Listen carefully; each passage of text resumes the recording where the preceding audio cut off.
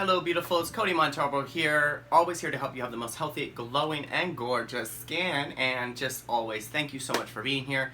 Also, just welcome to all of the new people that have been subscribing and viewing and sharing my videos. Thank you guys from all over the world.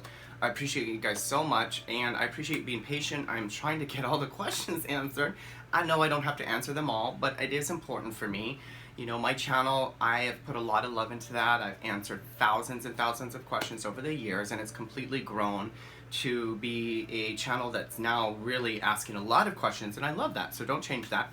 But if you wouldn't mind, this would help me out greatly. If you're here on this channel and you're trying to get some information and a question answered, it would be great if you were subscribed, only because I'm noticing in the system that I have is that a lot of people that aren't subscribed aren't getting the notification that I've answered the question, and that could help me minimize some of the time if I'm answering questions to people that are going to come back and make sure that I've answered the question. It might just help me out a little bit. I'd greatly appreciate it. So, but no pressure. If you don't feel like subscribing, trust me, I get it.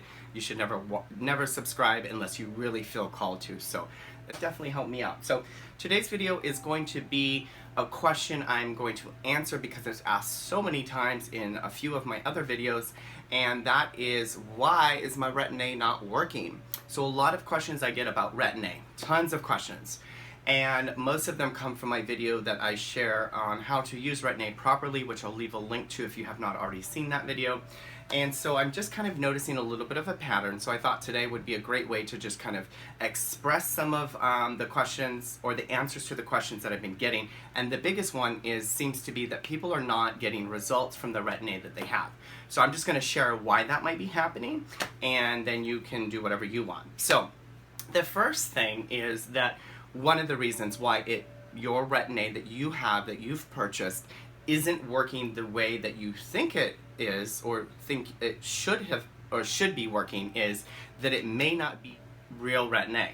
So just so you know, there are a lot of counterfeit Retin-As on the market. There are a lot of counterfeit skincare products and brands on the market online. I'm sure you've probably already experienced that.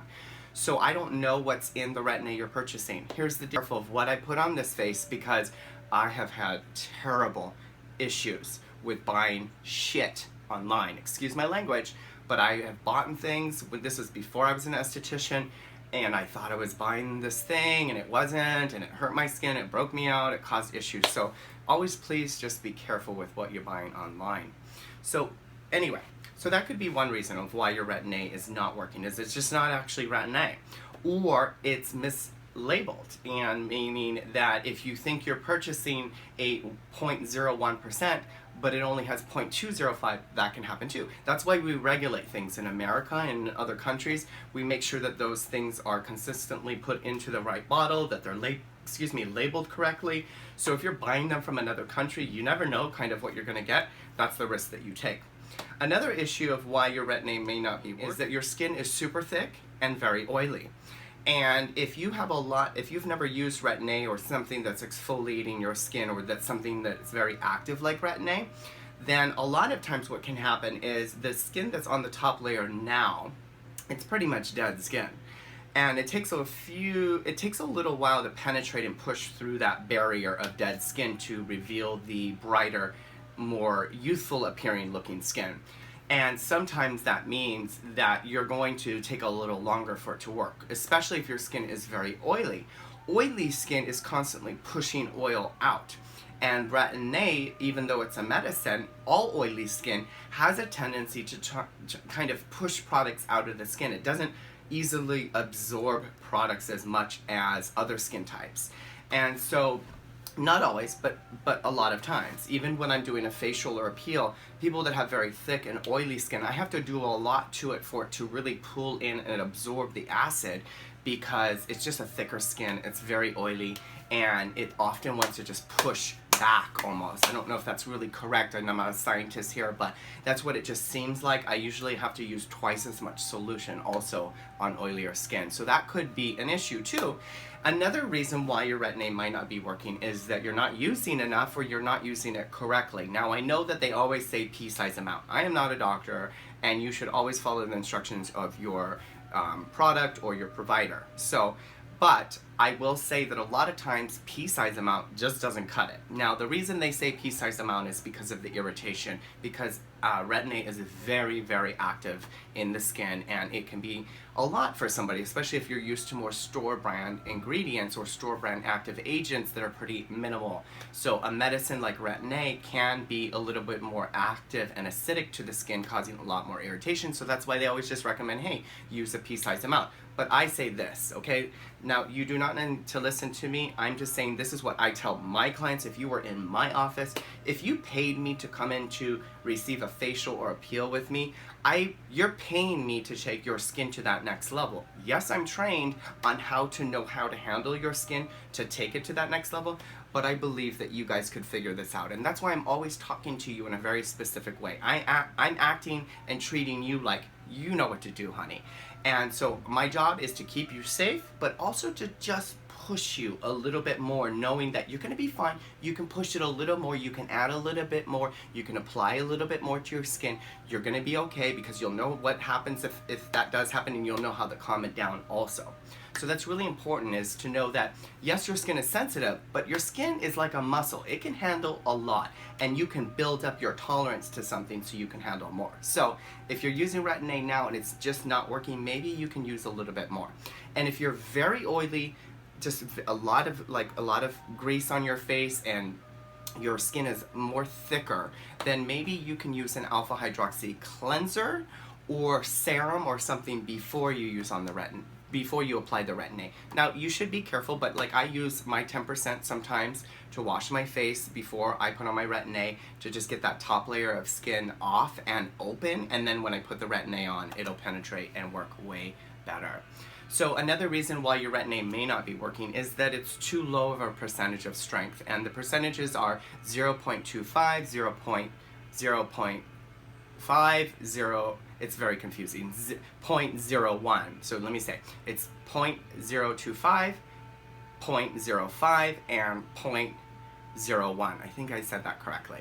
I could be wrong. It was not the first time I've been wrong. So anyway, but that's generally the percentages of the Retin-A that you can purchase online or from your doctor, or prescription strength. And sometimes I think either people will get 1%, they'll get a reaction because it's too strong, or people will get 0.025 and it's just not strong enough because they've already used acids, they've already exfoliated a lot in their life, and so their skin can actually tolerate a lot more than they probably think they can, because they're a little bit paranoid that it's a medicine, so they start off really small. But you should always, I think, start small and kind of work your way up. But let's say you have a 0.025 now and you're really just not thinking that it's giving you the result that you think you should be getting.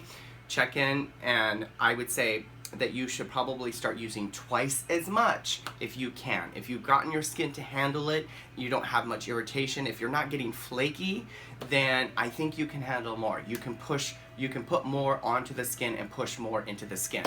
So the best way, I think, would be to add 2 times as much of the product, so that would be, if you can, or try to exfoliate your skin with an alpha hydroxy acid or something like that before you apply the Retin-A. And the biggest trick that I have found that you can do with Retin-A is to use a moisture mask when you're using it, and to also make sure that you're putting moisture on your skin prior to Retin-A. So here's the deal.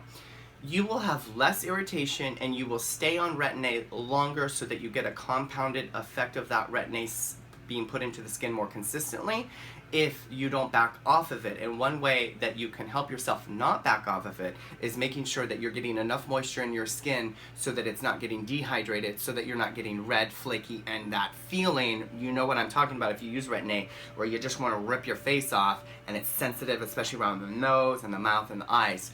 So a way that you can do that is that before you put on your Retin-A, make sure that after you wash your face, you leave it wet, and then apply whatever moisturizer you have, like in Love. Apply that immediately to your face, a little damp. Let that soak in for 5 to 10 minutes, and then apply the Retin-A. Now, I've already showed you how I use Retin-A in my other video, so I'll leave a link to that below this video also, in case you just need a little refresher. I'll also leave a little link if you do get a lot of irritation with Retin-A on how to calm that down. I think it's my video with 10 tricks on how to calm down Retin-A redness and irritation, so I'll also leave a link to that below this video. I think I've said enough today. If you have any questions, feel free to ask them below this video. And as always, stay gorgeous. I love you guys, and I'll see you really soon in a new video. Bye-bye.